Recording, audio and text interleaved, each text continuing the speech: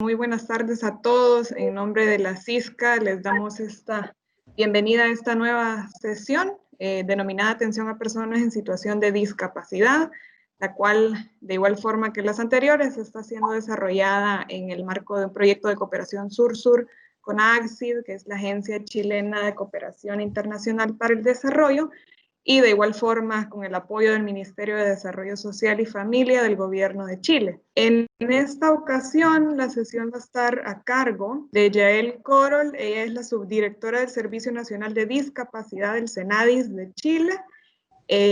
Bueno, de igual forma no omito comentar que si hay algún comentario o alguna pregunta sobre la sesión, las pueden ir dejando en la sección del chat y nosotros las podemos ver al final. De igual forma, para enriquecer el debate, al final podemos hacer un intercambio sobre algunos comentarios que tengan, pero bueno, yo creo que eso sería todo y a él te doy la palabra.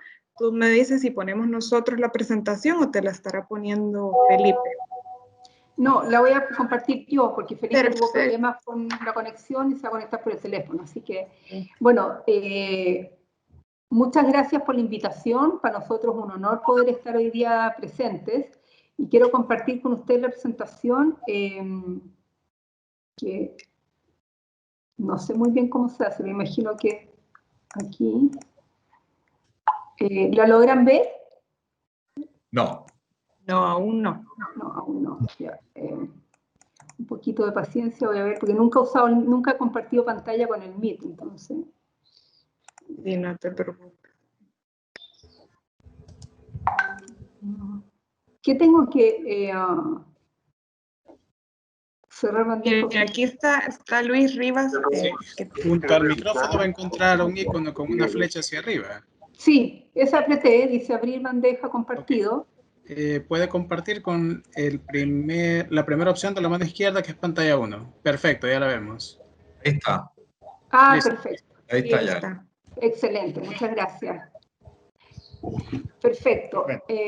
Voy a poner aquí pantalla completa, no sé si... ¿Ahí la ven bien? Sí. Sí, la vemos siempre. Bueno, como les decía, quiero agradecer en nombre de la directora nacional, quien estaba muy ansiosa y motivada por estar hoy día presente, pero minutos antes de esta reunión fue convocada a analizar un proyecto de ley que está avanzando en el Congreso, por lo tanto, por eso me pidió que la representara. A nombre del Servicio Nacional de Discapacidad, queremos compartir con ustedes algunas acciones que nos han parecido relevantes para que sean conocidas en el marco de esta cooperación sur-sur, ya que son acciones que tienen que ver básicamente con ciertos quehaceres que son un poco más estratégicos por un lado y también más innovadores en materia de lo que está desarrollando el servicio. Comentarles, bueno, la estructura, voy a hablar un poco del Senadis, de lo que hemos estado haciendo en el contexto, perdón, lo que estamos como en contexto general, luego hablaremos de una iniciativa que esperamos que sea el pronto programa, conocida como Revelo, que significa Redes Vecinales y Locales para la Autonomía. También les quiero comentar de un programa que estamos desarrollando en materia de discapacidad intelectual, denominado País D. Hablarles también del programa de residencias que hemos estado ejecutando y finalmente compartir con ustedes algunas medidas que Senadi ha implementado en el marco de la pandemia. Bueno, en relación al Servicio Nacional de Discapacidad es importante compartir con ustedes algunas cifras para ponernos en contexto. Primero, que en nuestro país, que somos alrededor de más de 17 millones de habitantes, 2 millones de ellos, 800.000 personas, tienen discapacidad, es decir, según nuestro registro de la Encuesta Nacional de Discapacidad realizada en 2015, aproximadamente un 16,7% de la población tiene algún tipo de discapacidad. Este servicio fue creado recién el 2010, por lo tanto acabamos de cumplir 10 años, luego de la promulgación de la ley 20.422, que establece y regula normas sobre igualdad de oportunidades e inclusión social de personas con discapacidad. Previo a la creación del Senadis, éramos Fonadis, que era un fondo, ya que solamente entregaba y remitía en el fondo dinero o a través de la postulación de proyectos. El desafío que tiene Senadi hoy día es promover la igualdad de oportunidades e inclusión efectiva en el ámbito de la participación y la accesibilidad a las personas con discapacidad en el amplio espectro, digamos, de las políticas públicas de manera transversal. Nosotros contamos con direcciones regionales, uno en cada capital regional. Chile se divide en 16 regiones y tenemos en total 196 funcionarios a nivel nacional. Es importante decir también que nosotros somos un servicio relacionado del Ministerio de Desarrollo Social y Familia y tenemos un presupuesto que se nos entrega de manera anual y es en base a eso el cual que tenemos que ejecutar en base a los programas y proyectos que tiene el servicio. La misión, y es por la cual también mi subdirección, digamos, fue creada hace muy poquito, menos de un año, la subdirección de coordinación, está también bajo el alero, digamos, de uno de los aspectos más importantes que establece la misión, que es de alguna manera promover este derecho de igualdad de oportunidades de las personas con discapacidad, de alguna manera contribuyendo al pleno disfrute de sus derechos. Con esto queremos decir que tenemos que implementar cualquier tipo de acción que permita eliminar las barreras de discriminación que están basadas en la discapacidad, y todo esto a través de la coordinación del accionar del Estado, ¿ya? En que nosotros podamos de alguna manera, en que la ejecución de las políticas, los planes, los programas, etcétera, tienen que ayudar a implementar y mejorar la calidad de la vida de las personas con discapacidad. Todo esto desarrollando una estrategia territorial desde la mirada a lo local, también con perspectiva de género y por supuesto también teniendo en consideración las diferencias que nosotros tenemos en materia también de diversidad, ya que somos un país de norte a sur, pero de este a oeste muy diverso, es decir, desde la cordillera al mar, ¿cierto? Y desde el norte, que es muy desértico, a un sur que es muy abundante en temas de vegetación. Nuestros objetivos estratégicos, que son 6, primero está promover una igualdad, una cultura de igualdad de oportunidades y de no discriminación. Tenemos que ser capaces también de gestionar la incorporación de la variable de discapacidad de manera transversal en las políticas públicas. Tenemos la misión de promover, digamos, y proteger el ejercicio de los derechos, contribuyendo a la inclusión social, laboral y educativa de las personas con discapacidad para que puedan desarrollar una vida autónoma. Y también generar, desarrollar y actualizar información sobre la discapacidad. Y en este contexto que nosotros tenemos esta encuesta nacional de la discapacidad que se elabora cada ciertos años, que es la NDISC. Y por último, optimizar el acceso, la oportunidad y calidad de nuestros bienes y servicios para las personas con discapacidad. Y es en base a estos objetivos que yo, en conjunto con la directora, digamos, elegimos cuáles eran aquellas iniciativas o proyectos que eran importantes poner a su disposición, más allá, digamos, de los proyectos que está desarrollando y programas que desarrolla el Senadis de manera constante. La primera de ellas es la iniciativa denominada Revelo, que son redes vecinales y locales para la autonomía. Perdón, señorita Carol. Sí. Solamente que la presentación no está avanzando. Creo que solamente compartió la ventana de edición de la presentación. Ah, a mí me avanza. Qué raro. Exactamente. ¿No logran verla entonces? Ahora sí, ya Hoy vemos sí. el slide 8, perfecto. Esa, aquí voy. Perfecto. ¿Logran verla ahí? Sí. Es correcto, es correcto. Perfecto. Muchas gracias. Pasé a la siguiente, ¿la ven? Me entra la duda si que al avanzar Sí, ustedes logran... si gusta, vuelve a compartir, solo que ahora escoja la opción de la ventana para ver si le pasa. O si gusta, yo se la puedo... Por favor, yo la ¿poner? envié, así que si pueden compartirla, yo creo que es mejor entonces.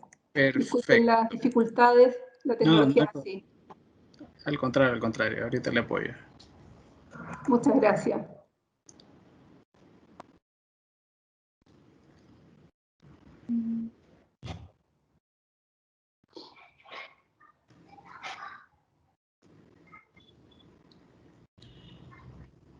Perfecto.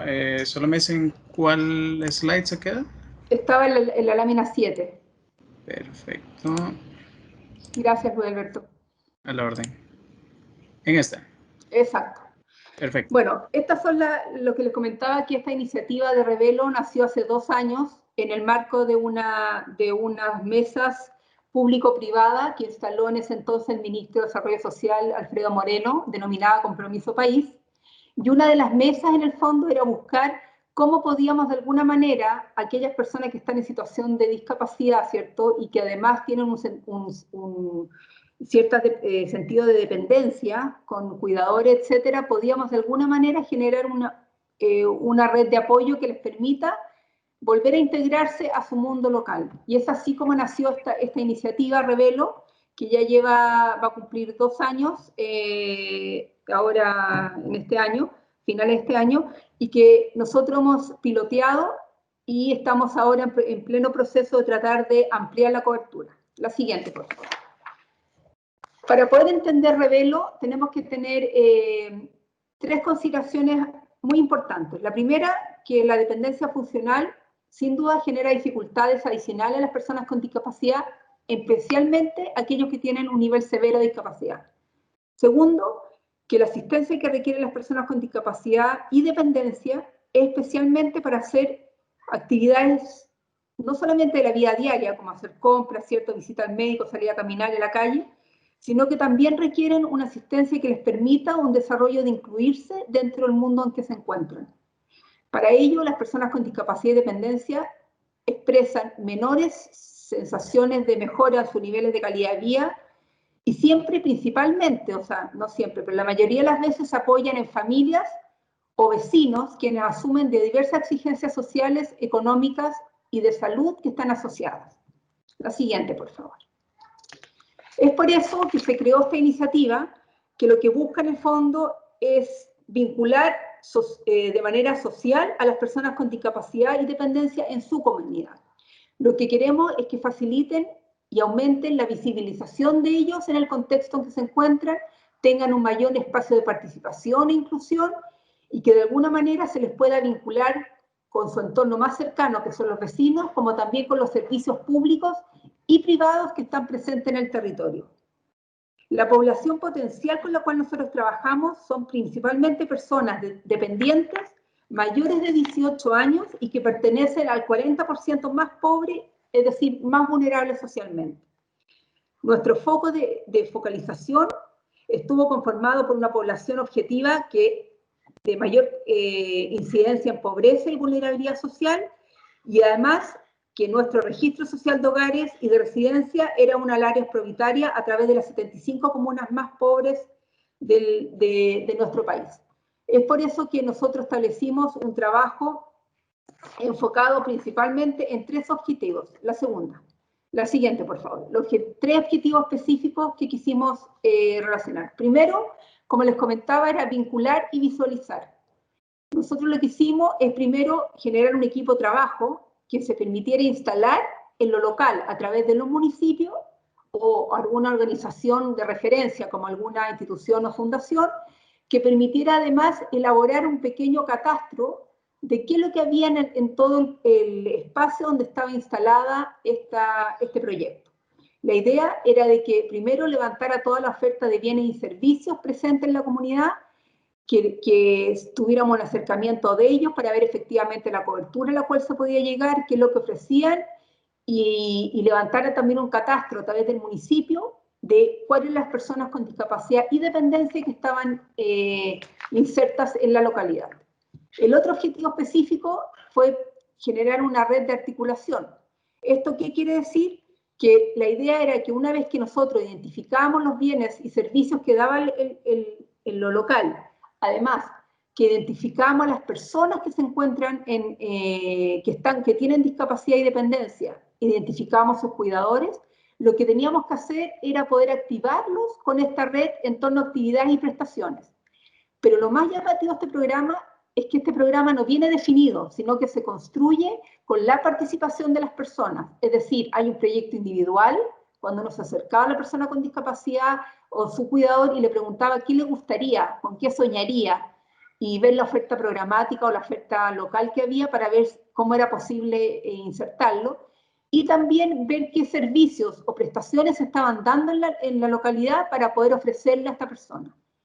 Por otro lado, también podíamos buscar no solamente intereses individuales, sino que también intereses colectivos. Por lo tanto, la articulación también era cómo esa persona o un grupo de esas personas podían de alguna manera conformar un nuevo grupo de acción o participar en otro grupo que ya estaba funcionando. Y por último, era potenciar toda esta red de apoyo que permitiera mejorar la calidad de vida de todas aquellas de las personas, digamos, que eran beneficiadas del programa.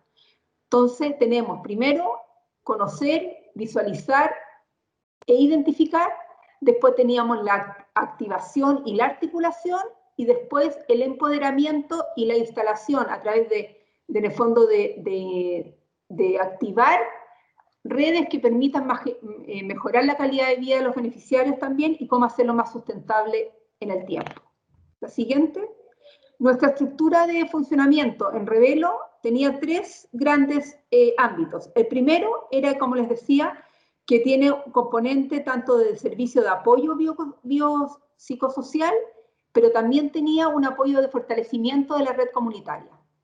Tenía líneas de trabajo, tanto locales, es decir, con la estructura más pequeña, del entorno más cercano, es decir, sus vecinos, su barrio, pero también tenía una estructura mucho más amplia, que era una red vecinal, que implicaba no solamente su calle o donde estaba ubicado, sino que ampliar esto a través de pequeñas grandes manzanas. Y por último también generar un plan de actividades, tanto de carácter individual, como les comentaba, como de carácter colectivo. La siguiente. Dentro de los componentes que están aquí, quisimos contarles un poco del fortalecimiento de las redes comunitarias, que era generar una red de apoyo que de alguna manera permitiera a las personas y a sus vecinos poder generar y brindar oportunidades de apoyo entre ellos. Es decir, había muchos vecinos, no muchos, pero habían algunos que sabían o intuían que en esa casa que estaba ahí muy silenciosa, ¿cierto? O que básicamente se veía siempre oscura, vivía una persona con discapacidad. Lo que hicimos ahora fue, en el fondo, iluminar esa vivienda en el sentido de abrir las puertas y de visibilizar que detrás de ese silencio hay una persona humana, digamos, con sentimiento, con sueños, que quería ser también visible y quería participar del entorno. Entonces lo que hicimos fue hacer el match de esta necesidad de que los de afuera vean hacia adentro y que los que estaban adentro también pudieran ver hacia afuera. Y por otro lado, este tema de la participación, el servicio de apoyo biopsicosocial, lo que buscamos fue buscar la participación e inclusión de las personas, esto a través de actividades recreativas. También hicimos los matches de aquellas personas, de algunas que soñaban con poder volver a conectarse con el mundo laboral, pero no sabían cómo, tenían vergüenza en algunos casos, en otros casos se sentían disminuidos, en otros casos sentían como se veían como imposibilitados, ¿cierto?, de que iban a poder desarrollar ciertas acciones. Entonces lo que fue a manera de, con apoyo del equipo, de a poquito ir generando las seguridades necesarias, haciendo el match con el municipio para poder insertar laboralmente o educacionalmente o socialmente a la persona, ¿cierto?, para poder desarrollar ese sueño que tenía, que por algún motivo de ciertas barreras que se autoimponía algunas veces y otras veces también era el exterior que se lo ponía, le permitiera, ¿cierto?, acercarse a una realidad y poder ejercer su quehacer de manera libre y ojalá lo más autónomo posible. La siguiente, por favor. Dentro del trabajo que desarrollamos en materia de la red local, les contaba yo que primero se levantaba, ¿cierto? Se observaba que lo que había a nivel del entorno, se hace una identificación de un diagnóstico y, por otro lado, después se busca y se realiza el match frente a lo que la persona quiere y en base a sus potencialidades. Y esto se genera con un equipo de trabajo que está primero el agente comunitario de Revelo, que es el encargado y el que lleva el quehacer en el terreno. Luego está un monitor, que de alguna manera es el facilitador también para la participación de toda esta actividad y que colabora con el agente comunitario. Y tenemos un supervisor, que principalmente es la persona que ya sea desde el municipio, de la oficina de discapacidad o desde una fundación, permite y acompaña el quehacer de este equipo de trabajo que está en terreno. La siguiente, por favor. Este proceso tiene 4 etapas que se dan de manera continua, en algunos casos de manera paralela, que está el diagnóstico, la visibilización y la activación de la red, la vinculación y la consolidación, que esto tiene que ver con cómo hacemos sustentable la elaboración y el trabajo que desarrollan las personas en el terreno a través de una planificación más a largo plazo que le permita dar continuidad. Contarles que en algunos casos, por ejemplo, tuvimos el caso de una señora que ella tenía el mal de Diógenes. Por lo tanto, dentro de lo que era el contexto de ella, había una muy mala percepción de su persona, de sus capacidades. Ella tenía un hijo con discapacidad también. Ella era una persona con ciertas limitaciones, pero tenía muchos sueños. Y por otro lado, sus vecinos sentían que era una persona en el fondo con muy malos hábitos. Por lo tanto, lo que más pasaba era que se generó una especie de exclusión barrial con respecto al quehacer de esta señora y su hijo, que finalmente concluyó con el proceso de intervención que desarrollaron en esa zona, y por eso que es importante que pongo este ejemplo, es que además se tomó en contacto, por ejemplo, con una universidad local, en que por medio de las actividades de voluntariado y de desarrollo de la comunidad, se generó hacer un trabajo de limpieza al interior de la vivienda y su entorno, y se trabajó con ella procesos de desarrollo de la autoestima, ciertas habilidades sociales, para que ella pudiera de alguna manera no solamente trabajar el entorno físico, sino que también su entorno social. Y lo más especial de todo, que se le dio a la señora un modus operandi, digamos, en materia de llevar a poder desarrollar un sueño que ella tenía, que era tener un huerto. Fue así como la limpieza del hogar y todo el exterior de la casa permitió que muchas de las cosas que ella tenía, como esta basura en el fondo que iba acumulando, fueron recicladas y fueron utilizadas con apoyo de estudiantes de la universidad para desarrollar un huerto que hoy en día ella vive de eso, es decir, se hace autosustentable con algunas ventas que ella tiene en pequeñas cantidades, por supuesto, para sus vecinos, y ella ya es parte de un entorno. Por lo tanto, este trabajo fue gracias a que se pudo desarrollar en un trabajo transversal de apoyo con los actores cercanos, con el municipio y también con un actor un poco más lejano que muchas veces está, pero no hay presencia de manera directa, como el caso de la universidad. La siguiente, por favor. Nosotros, para poder hacer sustentable la estrategia de Revelo, quisimos de alguna manera incluirla en uno de los programas que tiene el servicio, que es la estrategia EDLI, la Estrategia de Desarrollo Local Inclusiva, que hace que le entregue herramientas a los municipios también para promover un desarrollo inclusivo. Nosotros lo que estamos haciendo ahora es que este proyecto, que partió con un piloto de 3 iniciativas, hoy en día va a estar, gracias a la implementación a través de esta estrategia en los municipios, en 26 de los 36 municipios que está en la estrategia EDLI. Esto nos permite trabajar no solamente con el Departamento de Discapacidad, sino que también nos permite trabajar con los departamentos de recursos humanos del municipio, nos permite trabajar con el ámbito de educación, con el ámbito de desarrollo comunitario, etc. Entonces, como ven, ya es una estrategia que lo que queremos hacer es que sea transversal al quehacer de los municipios, tanto urbanos como rurales. Y por último, la siguiente es contarle que efectivamente nosotros partimos el 2019 con 3 pilotos. Actualmente estamos desarrollando 6 con presupuesto del presente año, además de los 26 municipios EDLI con los cuales hicimos crecer el programa, y estamos también implementando Revelo en 2 espacios muy interesantes para nosotros. Además de lo que es el área urbana y el área rural, estamos implementando como una gran estrategia lo que es Revelo en Isla de Pascua, que es una parte del territorio nacional que se mantiene alejado y que tiene una característica especial, y también en la isla de Chiloé, que tiene otras características, que está en el sur de nuestro país. Por lo tanto, este año vamos a obtener información muy relevante de cómo el proceso de instalación de una red comunitaria como esta, local, no solamente son los entornos más cercanos, sino que también es posible de ejecutar en entornos que están más alejados, como el área de las islas, que tienen los sectores mucho más distanciados, y también cómo empoderamos a los municipios a desarrollar y ejecutar un programa de la índole del Revelo. Para alguna manera, además, invitarlos a remirar a las personas con las cuales ellos trabajan y cuáles son sus ciudadanos con los cuales ellos se relacionan directamente y cómo las personas con discapacidad y dependencia, utilizando los cuidadores, les permite tener un brazo adicional para volver a reconectarlos con su red local. La siguiente, por favor. Otro de los programas que tenemos, que es el programa de residencias, es un programa que también tiene muy poquito tiempo en la actualidad. Voy a esperar si... La siguiente, ¿sí? Que es un programa que partió el 2019, si no me equivoco, ya muy poquito, ¿sí? A raíz de un convenio con el Servicio Nacional de Menores.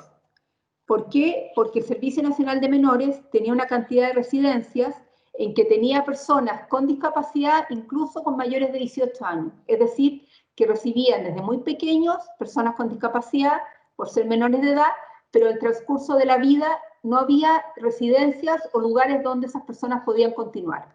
Y es así como nosotros, como Servicio Nacional de Discapacidad, lo que hizo fue generar un convenio de colaboración con el Servicio Nacional de Menores, el CENAME, para hacernos cargos de toda aquella población mayor de 18 con discapacidad, de 17 residencias que el CENAME actualmente tenía como administración. Nuestros componentes para desarrollar ese trabajo, primero tiene que ver con garantizar los servicios de la residencia, después promover la autonomía en la toma de decisiones a través de un apoyo psicológico, es decir, que las personas que están con discapacidad al interior de la residencia tuvieran también el conocimiento de que son capaces de tomar ciertas decisiones y que pueden tener cierta asistencia, no solamente en materias de salud, de salubridad, sino que también en materia social y de apoyo psicológico, ¿cierto? Hemos también entregado adaptaciones para mejorar la accesibilidad de las residencias, para eliminar de alguna manera las condiciones de habitabilidad por un lado, bajarlas, digamos, y las barreras físicas, y también entregarle herramientas, tanto teóricos como prácticas, a las personas con discapacidad y a las personas que también están a cargo del cuidado de estas personas. La siguiente. Es así como les comentaba que firmamos este convenio. Actualmente Senadis tiene 1.147 cupos que se están bordeando, se están llenando, digamos, con estas personas que son mayores de 18 y sabemos que año a año, digamos, van cumpliendo personas, ¿cierto?, mayores de 18, por lo tanto nuestra cobertura va a ir creciendo probablemente. Y de acuerdo a esto es que Senadis además ha implementado un trabajo de colaboración para poder apoyar a estas residencias en todo ámbito. ¿Ya? Nosotros lo que hacemos es tener este convenio con el CENAME, pero además hacemos una transferencia de recursos para que puedan desarrollar de mejor forma no solamente la parte que les hablé de los componentes, sino que también la mejora en lo que tiene que ver con los aspectos de alimentación y de cuidados. La siguiente. Tenemos otro proyecto que es PAISD, que no es un proyecto que ejecuta directamente Senadis, que es un proyecto de participación social en discapacidad intelectual, que es desarrollado a través de una universidad, la Universidad de los Andes, y que lo que busca es de alguna manera promover el empoderamiento político, social y cultural de personas con discapacidad intelectual, impactando la participación social en el desarrollo de autonomía y vida independiente. La siguiente. La siguiente, por favor. ¿Qué es lo que hemos hecho? Primero, PAISD, que es este proyecto, digamos, que lo más hermoso de todo, que lo que ha hecho es formar a voceros que fueron alrededor de 400 y tantas personas que participaron en el primer proceso de convocatoria en un trabajo de diseño de escuelas territoriales, ¿ya? Que les permitió a ellos reforzar su liderazgo para poder ejercer de mejor manera sus derechos. De hecho, les quiero comentar que hoy día, hace pocos minutos atrás, la directora, en conjunto con nuestra ministra, acaba de lanzar un facsímil elaborado justamente por PAISD en materia de plebiscito inclusivo. Esto fue lanzado por nuestra autoridad, en que es un material de lectura fácil para que todas las personas con discapacidad intelectual puedan entender el proceso constituyente que estamos viviendo, a puertas de vivir, ¿cierto?, en octubre. Y esto quiere decir que estos facsímiles fueron elaborados por ellos mismos, es de lectura fácil y además son voceros, las mismas personas, digamos, de que componen este programa, quienes transmiten y relevan la importancia de hacerse parte de esta participación electoral. Entonces, le entregan herramientas de información y también de participación para que sean parte del proceso, ¿cierto?, de votación que estamos prontos a desarrollar. Además, crean creación de asambleas locales de mesas intersectoriales, etcétera. Por lo tanto, han estado trabajando muy activamente, liderados por ellos y empoderados por las mismas personas que conllevan este programa. La siguiente. A través de este programa, que se implementó en 14 regiones, como les decía, se capacitaron a 480 jóvenes, y lo que estamos haciendo actualmente es generar instrumentos de lectura fácil. Como les decía, se acaba de lanzar este facsímil hace poquitos minutos atrás, pero además, con motivo de la pandemia, ellos también generaron instrumentos e información que fueron compartidas a través de las redes sociales para que las personas con discapacidad intelectual pudieran comprender qué es lo que estaba pasando en el aspecto de la pandemia, cuáles eran las precauciones que había que tomar, y también transcribían en el fondo en lectura que les permitiera entender todo lo que las autoridades estaban señalando en el contexto de la pandemia. Sobre todo en los primeros meses que estábamos todos con un tira y afloja, un poco en ensayo y error, ¿cierto?, en el momento que nos enfrentamos a esta difícil situación que está viviendo el mundo en general. La siguiente. Finalmente, queríamos compartir también, les compartí por un lado entonces lo que hicimos con Revelo, esta estrategia de cierto desarrollo local. Compartimos lo que estamos haciendo en residencias y también lo que estamos haciendo con País D. Pero también queremos compartirles, para poder cerrar, qué es lo que hizo Senadis en materia de la pandemia para abordar el tema de las personas con discapacidad. La siguiente. Primero, comentarles que se hicieron varias cosas. El primero fue que sabíamos que este era un proyecto esto es un proyecto que no se puede desarrollar de manera individual. Senadis, si bien es una institución técnica, ¿cierto?, que pertenece a un ministerio, sabíamos que necesitábamos la participación de otros actores. Es por eso que generamos diversas mesas de trabajo. Por ejemplo, con el Ministerio de Salud hicimos mesas de colaboración que partió en abril del presente año, donde trabajamos principalmente junto al Observatorio de Participación y No Discriminación y el Ministerio de Salud, donde trabajamos aspectos, por ejemplo, las residencias sanitarias. ¿Qué quiere decir esto? El Ministerio de Salud implementó residencias sanitarias para aquellas personas, ¿cierto?, que se veían incapacitadas de permanecer en su lugar de origen, para que pudieran de alguna manera obtener, digamos, una vivienda cubriendo todos los servicios. En un principio, dichas residencias no eran accesibles para personas con discapacidad. Y en un trabajo de colaboración lo que hicimos fue de alguna manera generar las condiciones necesarias para implementar que esas residencias, primero levantar un diagnóstico, ¿cierto? Y segundo, Senadis ponerse a disposición para cómo hacer de esas residencias que fueran accesibles para los distintos tipos de discapacidad. Incluso aquellas personas que tenían que ingresar, por ejemplo, con un catéter clínico, que necesitaban que un cuidador estuviera presente, generar no solamente las condiciones sanitarias, sino que también las condiciones de accesibilidad para que aquellas residencias pudieran recibir a personas con discapacidad. Después también se elaboró un documento sobre el manejo y tratamiento de las personas con discapacidad en los establecimientos de salud, y también se generó y se logró un protocolo de ingreso para los cuidadores de personas con discapacidad en los establecimientos hospitalarios, para que pudieran servir de apoyo para el personal de salud, por supuesto, que lo estaban atendiendo, y también para que los padres y madres que tuvieran niños o niñas con personas con discapacidad pudieran contar con un ingreso diferenciado a cualquier padre o madre, digamos, de niño o niña que estuviera en la estación de hospitalización. También ejercimos nuevas orientaciones emitidas por el Ministerio de Salud, donde el cuidador era permitido su ingreso para acompañar a la persona con discapacidad, teniendo un protocolo ajustado, ¿cierto?, y conocido. Y también, junto a la Secretaría de Salud Pública, se estaba trabajando en un documento que permitiera entregar orientaciones técnicas para aplicar todo esto, de modo, además, que se pudieran cumplir todos los recuerdos sanitarios.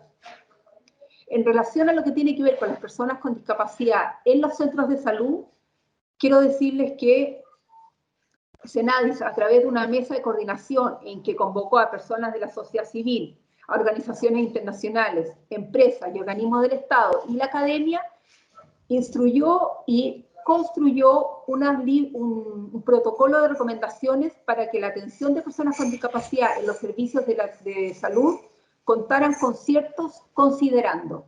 Y esto se puso a disposición de la autoridad sanitaria y también a todos los centros de salud del país. También se elaboró un documento y afiche para profesionales de la salud, es decir, cómo atender a una persona, qué tipo de lenguaje tenía que utilizar dependiendo del tipo de discapacidad, etcétera. Y también un documento de lectura fácil para que denominado en esta pandemia por COVID, tengo mis derechos.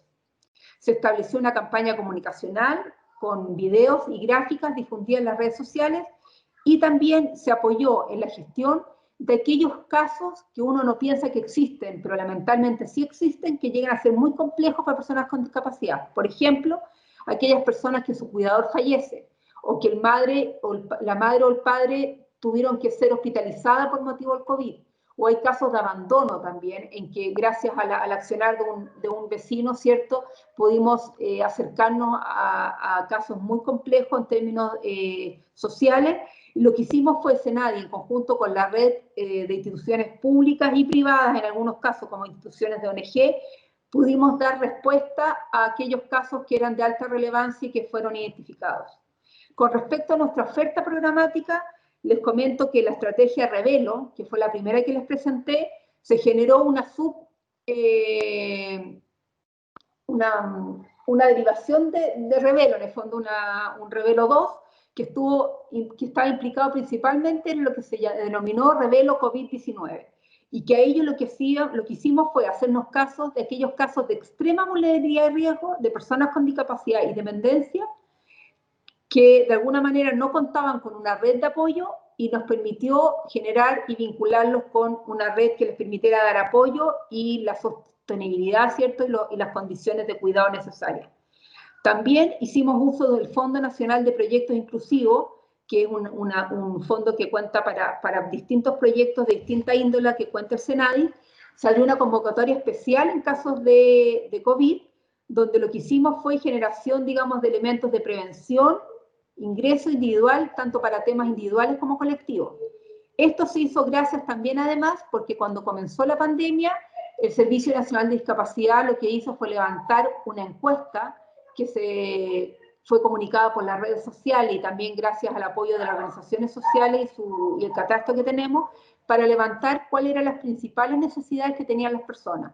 Gracias a esa encuesta se establecieron ciertas prioridades y lo que se activaron todos los fondos posibles, se buscaron los financiamientos y las donaciones para poder dar respuesta a cada uno de los casos y derivarlos a través de las direcciones regionales a las personas según su necesidad, tanto de salud como de alimentación, como de cuidado o como de accesibilidad en formatos de la tecnología, etc.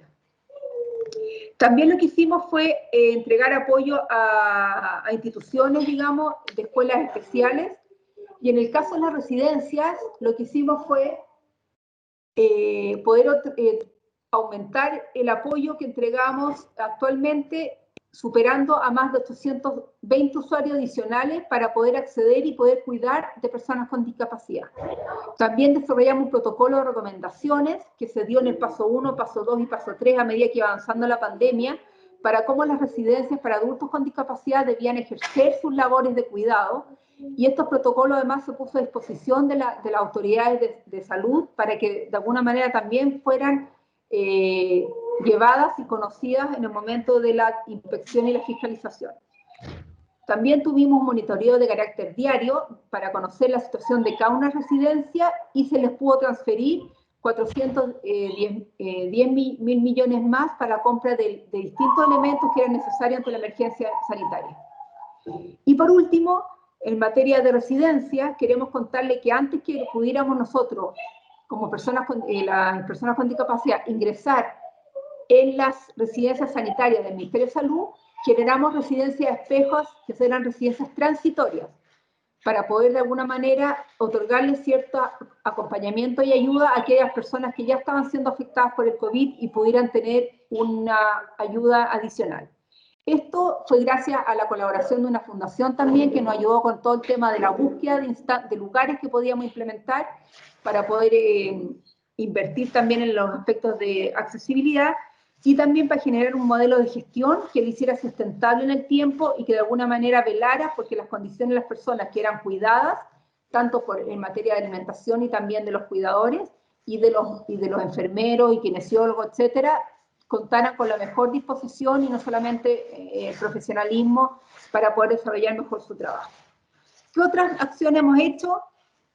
Hemos logrado que el Ministerio del Interior, sus permisos de desplazamiento, ustedes no sé si conocen, pero en Chile hemos estado en cuarentena, la mayoría estamos recién saliendo de cuarentena muchas de las comunas del país, y para eso teníamos que acceder a ciertos permisos otorgados por Carabineros para que no tuvieran que ser fiscalizados o devueltos a sus casas.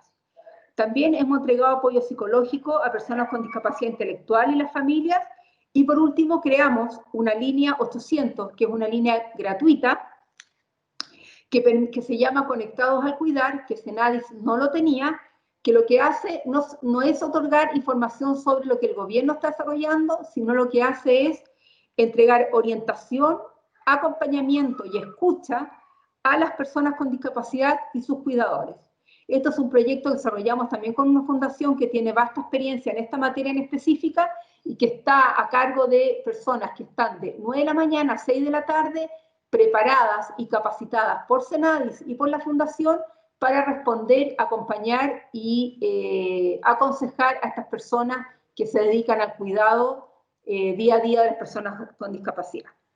Además tenemos también un visor que a través de nuestra página pueden ingresar con intérprete de lengua de señas para que las personas puedan, en caso de no entender, digamos, o necesiten tener un intérprete para poder responder a lo que están expuestos o necesitan un mayor acompañamiento, pueden acceder a este visor web y es conectado de manera automática con un intérprete para que le dé respuesta principalmente, obviamente, a las personas sordas. También tenemos un convenio con una aplicación que le permite a las personas ciegas tener notificaciones en sus celulares de manera automática cada vez que llega una información relevante en materia de la emergencia. La siguiente, por favor.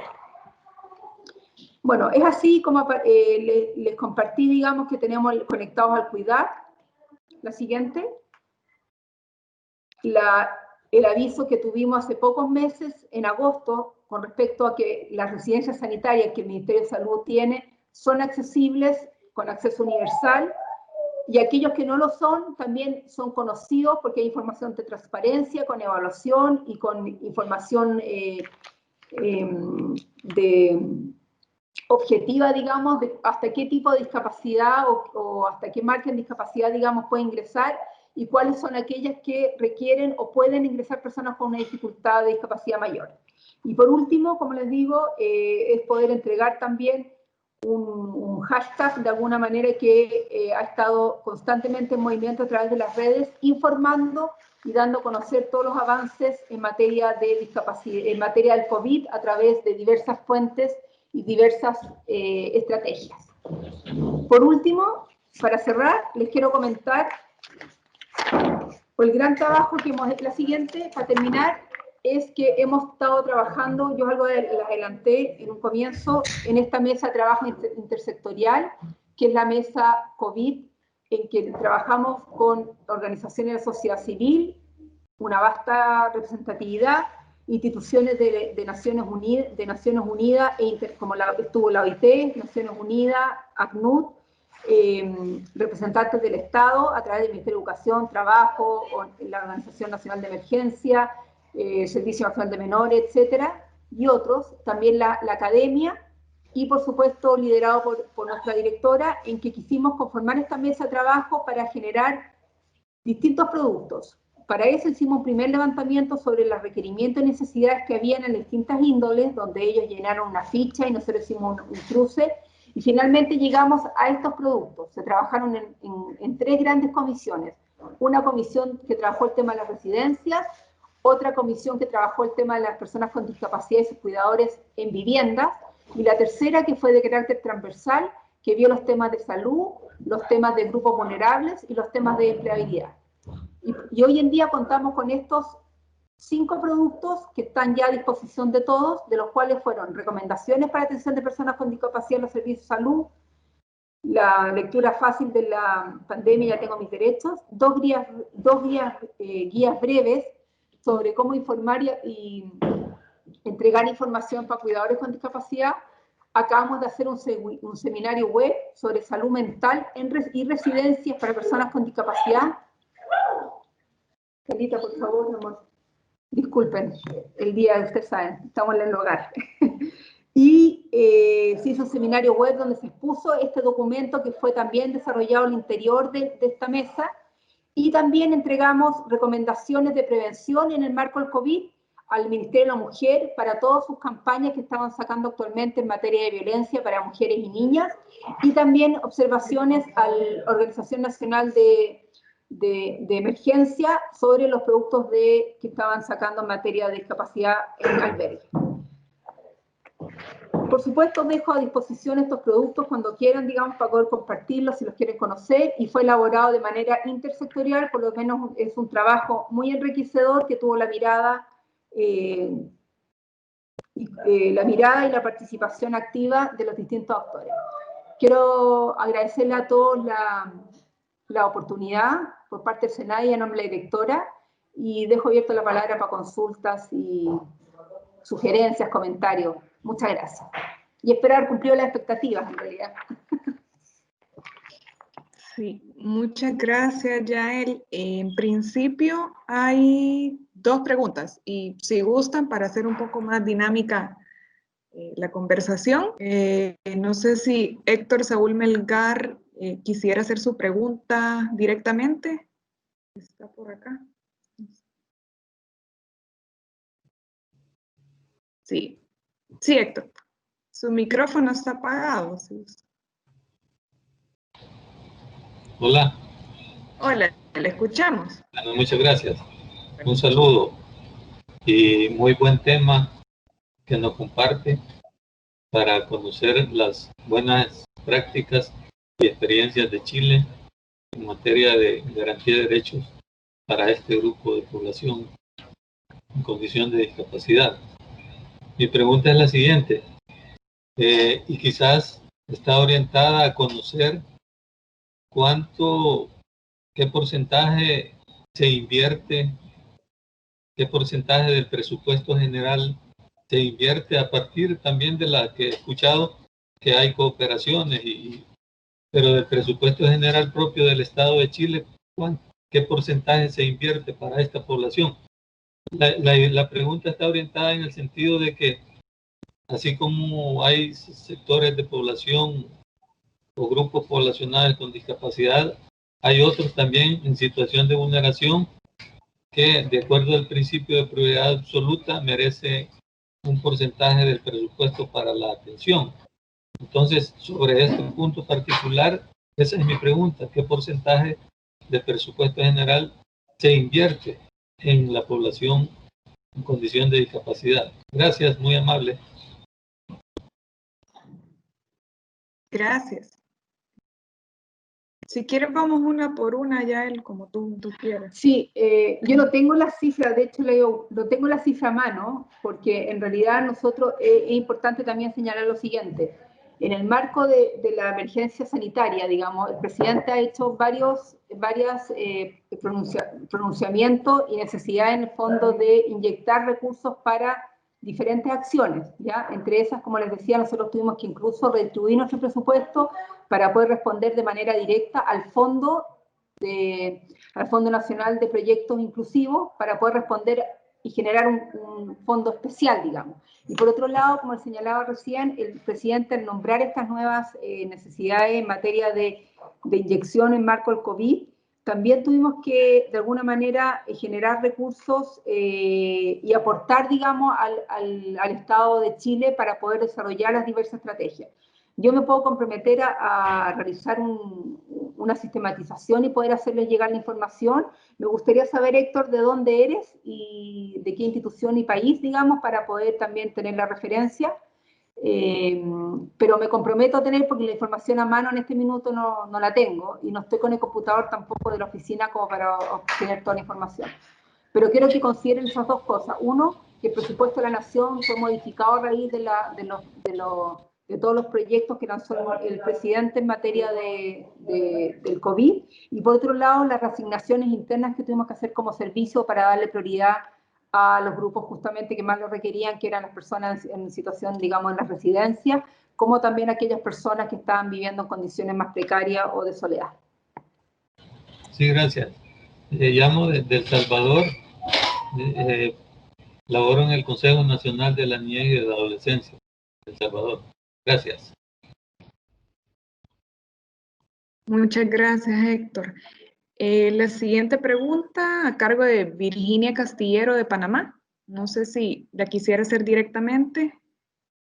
Bueno, Virginia consulta cómo se están manejando la situación de las personas con enfermedades mentales, especialmente las que se encuentran en la calle. Sí, nosotros ahí hemos hecho un trabajo junto con el Ministerio de Desarrollo Social que tiene el programa Personas en Situación de Calle, y lo que hemos entregado de alguna manera son herramientas para trabajar y poder abordar esa materia con ellos, entregándole alguna asistencia técnica, básicamente. Pero el trabajo para las personas de calle y que efectivamente tengan algún problema mental, lo que hacemos solamente es entregar ciertos lineamientos, asistencia técnica, en conjunto además con el Ministerio de Salud, porque no es algo que se aborde solamente por el tema de discapacidad, sino que hay otros factores también que están asociados. Gracias. Luego hay una consulta de Silvia Castro. Silvia, no sé si le gustaría hacerla directamente. Sí, buenas tardes, muchas gracias. En primer lugar, felicitar a Cenadis por el trabajo tan bonito y tan amplio en el tema de discapacidad. Yo soy una persona con discapacidad física de acá de Guatemala, laboro en MIDES, pero también pertenezco a una organización de personas con discapacidad. Por eso me interesaría conocer en dónde podemos visualizar los productos de las comisiones de la mesa intersectorial. Gracias. Perfecto, mira, muchos de ellos ya están en nuestra página web. Yo les puedo mandar después el link para que puedan conectarse y tomar referencia a los productos. Y los productos que lanzamos, el último producto que lanzamos la semana pasada a través de este conversatorio, estaba en su edición final, que es el producto de salud mental y residencias, que está a puertas de salir, digamos, pero va a estar actualizándose siempre a través de la página de Cenadis. Pero los que ya están, se los puedo compartir a través del link para que tengan acceso a toda la información. Así que me comprometo a ello terminando esta reunión. Gracias. Muchas gracias, Silvia. La siguiente consulta de Marianela Mora Monge. No sé si la gustaría hacer directamente o la leemos. Sí, sí, ¿Ah? muchísimas Okay, gracias. Como los demás, agradezco mucho la presentación por compartir la experiencia de Chile. Mi consulta va relacionada con los documentos que tienen que hacerse para proyectos de inversión, algún lineamiento, política, alguna conversación, si tienen alguna directriz relacionada como a indicaciones generales a las diferentes instituciones que elaboran proyectos de inversión en donde se visualice el tema de la discapacidad de las personas con discapacidad, que se note integralmente en el documento. Muchas gracias. Cuando hablas de inversión, disculpa, ¿es en términos de infraestructura? Perdón, ¿puedes repetirme que no te escuché? Cuando te refieres a la temática de inversión, ¿te refieres a infraestructura? Sí, en general, obra pública, sí, en general sí. Ya, nosotros tenemos... Perdón, amplío un poquitico, como a todo tipo de proyectos, no solamente, digamos, como prácticamente, digamos, proyectos sociales o que tengan que ver como beneficiarios a personas con discapacidad, sino como, qué sé yo, una construcción de un acueducto, una construcción de una carretera, etcétera. Eso se lo hago porque, digamos, nosotros recientemente nos incorporamos a la OCDE y es uno de los requisitos y uno de los temas, no solamente lo de personas con discapacidad, sino también lo de las personas adultas mayores, de la niñez y etcétera. Entonces, estoy investigando un poquito en ese sentido. Muchas gracias. Hoy te agradezco mucho la pregunta porque creo que es tremendamente relevante y creo que nunca haya salido en todos los webinars que he participado, así que muy agradecida por la pregunta porque nos permite reflexionar. Te comento que Chile, si bien ha avanzado bastante, y esto ha tenido que ver con marcos regulatorios que nos permiten dar cuenta y respuesta al respecto. Tenemos por parte del Ministerio de Vivienda un decreto que obliga a todas las instituciones públicas a cumplir ciertos estándares de accesibilidad, ¿ya? Ahora, se le entrega el mandato a los municipios para poder fiscalizar que eso ocurra, ¿ya? Y eso es muy lento. Ha tenido algunos traspiés, etcétera, pero hoy en día prácticamente casi todos los servicios públicos están avanzando en materia de eso. Y también está obligando a las instituciones, digamos, a las edificaciones privadas para que también cumplan con la norma.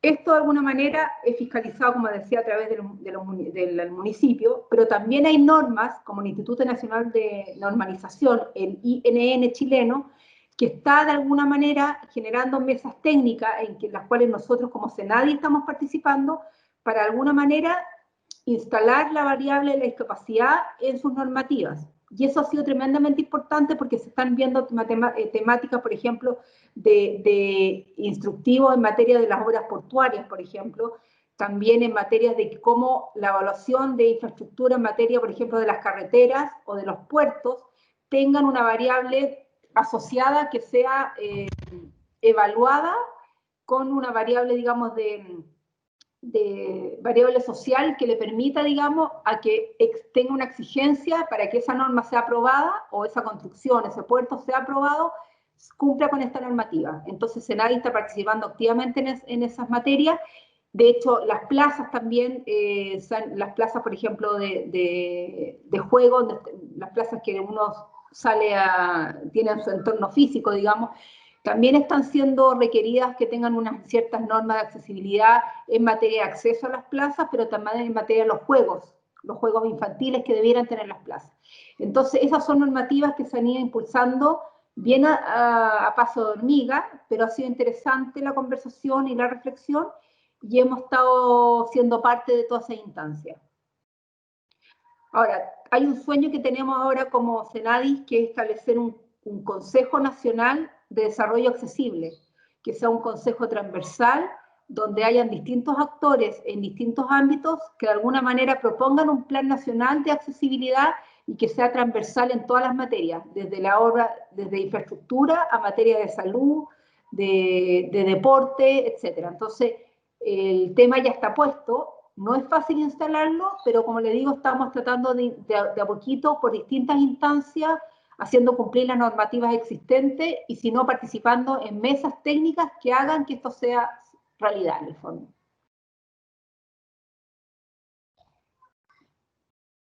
Gracias, Yael. Y luego hay una intervención, bueno, una consulta por parte de Elisa Gamero. Elisa, no sé si te gustaría hacerla. Hola, sí, buenas tardes, gracias. Relacionado a los programas que actualmente están implementando, el de residencias y el digamos, el de esta parte de inclusión y vinculación de las redes, mencionaban que las municipalidades tenían estas características rurales y urbanas, y sabemos que la diferenciación de estos contextos siempre tiene sus particularidades, pero me interesaba mucho conocer cuáles habían sido las principales lecciones aprendidas en estos dos tipos de contextos en los cuales habían implementado ya los programas. Gracias. Mira, en el caso de Revelo, el piloto que realizamos, uno de ellos fue rural, ya Sagrada Familia.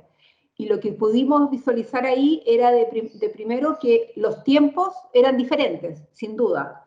Segundo, que el nivel de información que existía era bastante básico en términos de que la gente con discapacidad generalmente se mantenía en un entorno muy lejano, por lo tanto no accedía a las redes de los municipios ni tampoco iba a la ciudad, sino que se mantenía en su espacio.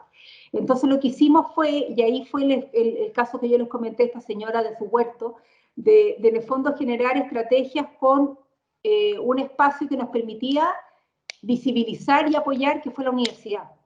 La universidad nos permitió ser un puente para dar a conocer tanto a los estudiantes en materia de sensibilización, ¿cierto? Y de promover esto, y también hacer partícipe a la municipalidad. Entonces lo que hicimos fue que, a diferencia de los otros lugares en que hicimos de carácter más local, barrial, acá tuvimos que hacer una especie de circunscripción diferente, ya que no era el barrio lo que nos hacía unión, sino que eran una especie como de localidades un poco más extensas. Por lo tanto, los tiempos de acompañamiento fueron distintas, se tomaron estrategias diferentes y se buscaron también aliados, como en el caso, como te decía, de la universidad. Y lo que logramos fue que efectivamente el año siguiente, es decir, este año ya no estamos con la fundación, sino que estamos con el municipio trabajando, cosa que ha sido súper buena porque en el fondo lo que hicimos fue levantar a un grupo de gente que no sabía que existía, pero que no era parte del trabajo municipal, y lo que hicimos fue volver a conectarla con su mundo local. Entonces, dentro de las lecciones aprendidas fue de que no podíamos dejar de trabajar con el actor local, en este caso municipio. Dos, que los tiempos requerían no solamente para poder acceder a las casas, porque vivían en localidades muy retiradas, y tres, que teníamos que buscar estrategias de, por ejemplo, habían personas que no tenían el Registro Nacional de Discapacidad. ¿Por qué? Porque nunca iban al municipio a hacer las gestiones o al COMPIN, ¿ya? Que es quien empieza el proceso de calificación y certificación.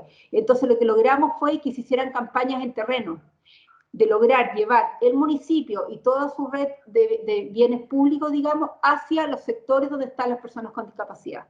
Entonces, es una estrategia también que nos dio muy buenos resultados, para de alguna manera, en vez de alejar a las personas, de alguna manera acercarlos hacia su propio territorio.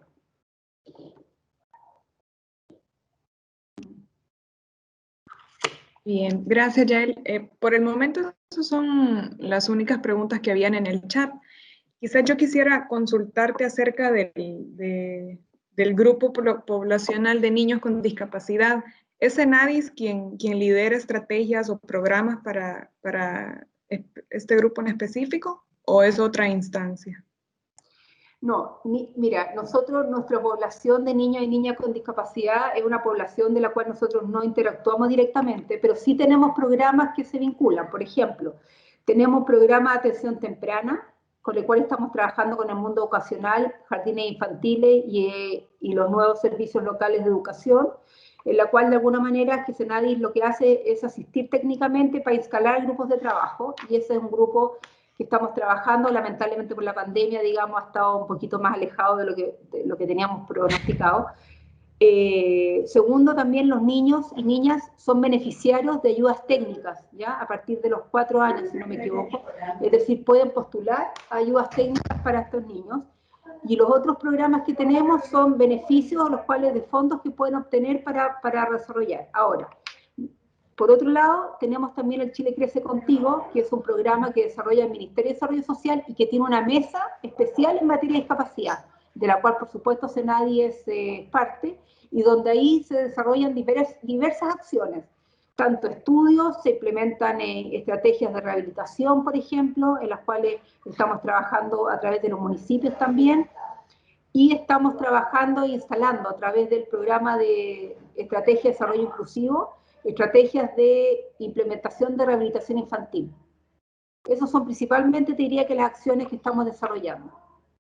Ya, de ahora, acuerdo. ha salido, perdón, solamente sí, como sí, para reforzar, ha salido fuertemente, más allá de las estrategias de programa hacia los niños y niñas con discapacidad, el tema de la violencia para los niños y niñas con discapacidad, ¿ya? Entonces, eso es un tema que estamos en una mesa que estamos levantando con el Ministerio de la Mujer.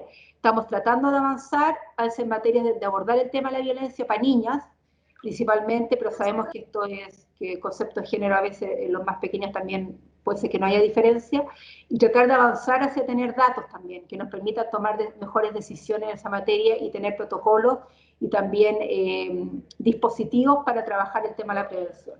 Eso en cuanto a pero no tenemos una unidad especial que trabaje infancia, pero sí somos parte del trabajo colaborativo con otros también. Perfecto, gracias. Esto te lo consultaba justamente porque sé que hay muchas personas que se inscribieron para esta sesión que laboran en instancias vinculadas a todos los temas de infancia. De hecho, la sesión pasada fue solamente del tema de infancia, pero ya esta vez ya complementamos con el tema de personas con discapacidad. Y una última consulta que te quería hacer, y luego de esto te dejamos libre, es, tú mencionaste en el programa, en el proyecto Revelo, que había una conformación de mesas público-privada. ¿Quiénes conforman esta mesa? ¿Quiénes las lideran? O sea, Revelo nació en esta música, en este equipo de, perdona, ya es como que estoy como cansada la mente, pero Compromiso País está hoy en día liderado por el gabinete de la primera dama. Son no me acuerdo si ya, creo que partieron siendo 14 o 16 mesas en que abordaban distintos ámbitos. Incluso hay una en materia de infancia en particular. Después estaba la mesa 5 y la mesa 12, que trabajaban los temas de personas con discapacidad y dependencia, y otras que trabajaban el tema de los cuidados, en el fondo. Entonces, en base a esas mesas nació la idea de probar un proyecto para vincular a las personas con discapacidad y dependencia, y adultos mayores también, por supuesto, y por eso nació Revelo. Estas mesas, que como te digo hay muchas, y que la lidera Jackie Plas actualmente, bajo la coordinación del gabinete de la primera dama, lo que hace en el fondo es que son mesas de trabajo en que está la academia, sí o sí, hay líderes de empresas, está el Estado, y en algunos casos hay mutuales, ONG, etc. En el caso de las mesas que estoy yo, representando todo el tema en conjunto con la directora, los temas de cuidado a personas con discapacidad, está la mutual, hay una mutual, está la Universidad Católica, por ejemplo, está Fundaciones Simón de Sirene, con las cuales, por ejemplo, nos está apoyando todo el tema de la residencia. Entonces estaba el gerente general de Ripley, que es una de las grandes empresas, digamos, de retail que tiene el país, y estaban también una empresa de gestión estratégica como Deloitte. Entonces, conjunto a todos estos actores se establecen mesas y objetivos y nos vamos juntando, en el caso de nosotros, semanalmente para ir viendo el estado de avance, y en caso de cosas que no vayan funcionando, vamos creando nuevas oportunidades y nuevas alianzas. Y así nació Revelo, en ese contexto. No, te agradezco, Yael, por la información y de igual forma por tu tiempo que nos has brindado este día. Creo que ya no hay ningún comentario ni ninguna consulta. Nada más me queda por agradecerte a ti toda la información. Quedaríamos pendientes de enviarle a todos ustedes la presentación que acaba de realizar Yael. De igual forma, agradecerle al equipo técnico que te acompaña, que sé que hay varios por ahí conectados. De igual forma, Camilo, por siempre el apoyo, y a Hernán, que está por ahí. Bueno, entonces, muchas gracias, Yael. Nos quedaríamos pendientes de la siguiente sesión, que se desarrolla el 1 de octubre, y esta será específicamente sobre el Sistema Intersectorial de Protección Social. Quedamos pendientes y les estaríamos enviando toda la información. Muchas gracias a todos.